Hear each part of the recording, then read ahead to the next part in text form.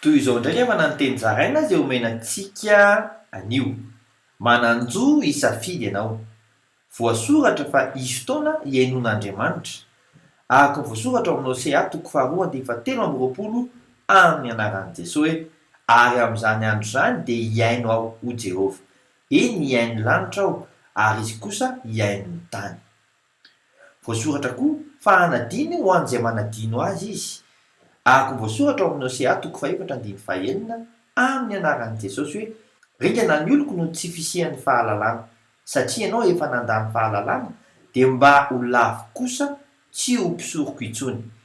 ary efa nanadiny ny lalan'andriamanitra ao ianao ka dia mba ho adinoko kosa ny zanakao zay inonao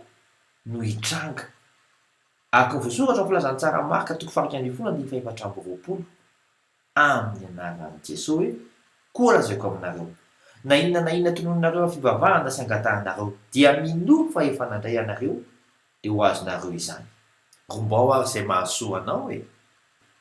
vavaka isika ray eo manaiky ny ampahafantarinao ny lalanao hatrany aho satria izay no lalatokana ahafahako ifandray tsy tapaka aminao amin'ny anaran'i jesosy kristy velona avy any nazareta amen mandram-piaona tompoko